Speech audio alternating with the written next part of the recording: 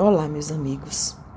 Que a paz do nosso Mestre Jesus nos envolva nesse momento, para que possamos abrir a nossa mente e o nosso coração aos seus ensinamentos.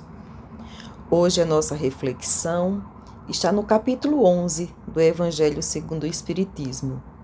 Amar ao próximo como a si mesmo. Nós vamos ficar com o maior mandamento. Vamos para o item 1.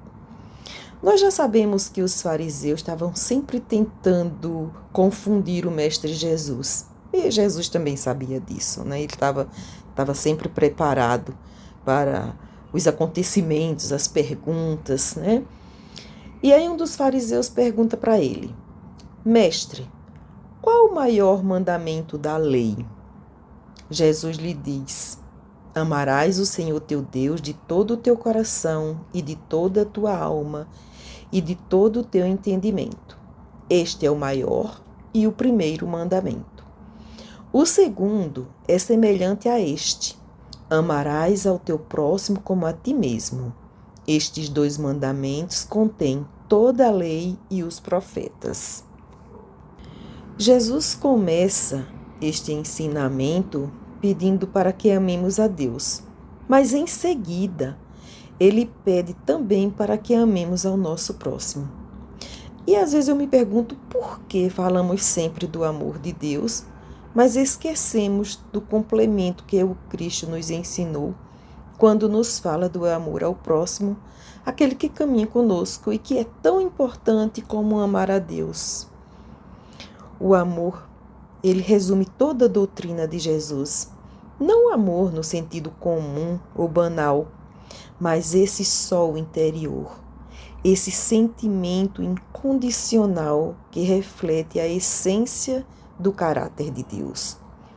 Jesus nos falou de um amor que liberta do egoísmo, que promove o bem e se expressa através da caridade e da doação ao próximo.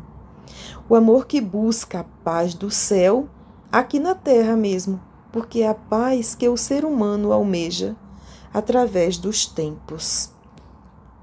E quem nunca se perguntou qual a coisa mais importante da minha existência, não é? Bem, de uma coisa nós temos certeza: não pode ser apenas nascer, crescer, morrer.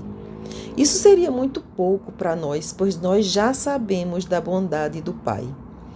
E o bom é que o Espiritismo, através da reencarnação, nos adverte que o espírito deve ser cultivado como um campo, porque toda a riqueza futura depende da plantação atual. Portanto, plantar o amor por onde passamos nos ajudará a entender o segredo da vida. O amor é de essência divina, e nós, como centelhas divinas que somos, possuímos a centelha do amor no fundo do nosso coração. É claro que nós sabemos que ainda sentimos muita dificuldade para pôr em prática o amor que Deus aguarda de nós, porque ainda impera o egoísmo em nossa vida. Mas chegará a época que o amor fará morada no nosso coração, porque é da lei que nos amemos uns aos outros, como Jesus nos disse para fazer: amar o Senhor teu Deus de todo o coração e ao teu próximo como a ti mesmo. Para chegar ao Pai é preciso que nos libertemos de defeitos e vícios, e a chave para isso é o amor, já que jamais vamos nos voltar para um vício que nos prejudica e a gente sabe que nos prejudica. Isso é o amor a nós mesmos. Nós vamos combater o egoísmo que ainda existe em nós. Isso é amor ao próximo. E cada passo que nos melhoramos, aplicando a lei do amor em nossa vida, a raça humana, consequentemente, também melhora. Porque nós somos a raça humana e precisamos dessa transformação de sentimentos para o bem. E ainda nesse capítulo, no item 2, Jesus nos adverte: e assim, tudo o que quereis que o homem vos faça, fazei também vós a eles, porque esta é a lei e os profetas. Ele continua dizendo que os profetas estão nessa lei, quer dizer, o amar ao próximo como a si mesmo. Os efeitos da lei do amor são o aperfeiçoamento moral da raça humana e a felicidade durante a vida terrena. Neste caso, procuremos fazer todo o bem ao nosso alcance. Não nos cansemos de tentar doar sempre o nosso melhor. Nos utilizemos das nossas mãos para ajudar aquele que cruza o nosso caminho em necessidade. Porque nós somos os alunos de Cristo na Terra. E, como tal, nós devemos pôr em prática a lição que Ele nos trouxe, que Ele nos ensinou, nos utilizando de nossas mãos para servir, abraçar, consolar, e que os nossos olhos enxerguem o mundo com a mesma compaixão e amor que Ele mesmo nos enxergou e nos enxergam.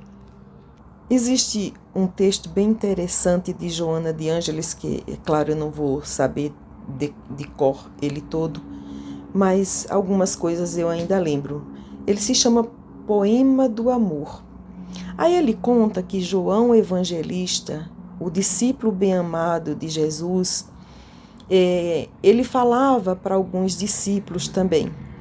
E um dia, em uma conferência com os discípulos, ele já velho, um dos discípulos pede para que ele fale da vivência dele com o Mestre Jesus, porque ele viveu na época de Jesus.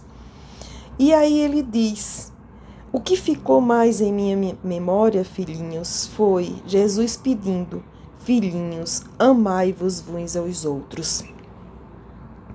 E então um jovem retruca, né? Mas será que o Senhor não tem nada de novo para nos dizer? Porque já nos disse essa frase tantas vezes que a gente já está cansado de escutar. E então João responde para ele: ainda não vos impregnastes dele. Deixaste que a irritação e o azedume, que são o anti-amor, se agasalhassem em vosso coração. Portanto, filhinhos, amai-vos uns aos outros. Olha que interessante, né? É tão difícil aceitar, doar, porque às vezes o egoísmo e às vezes essa mania que nós temos de querer saber muito mais do que o outro, eu já aprendi tudo, já sei tudo, vai confrontando da forma mais ilusória possível. No entanto, o amor, ele nos transforma, como diz a música, não é? Que fica sempre um pouco de perfume nas mãos que oferecem rosas, nos lábios também, que fala sobre o amor, que fala sobre o perdão, sobre a compaixão, e principalmente nos atos, porque só falar às vezes fica até muito fácil. Agora o ato é que vai transformar não a nossa vida, mas a vida também daqueles que estão ao nosso redor.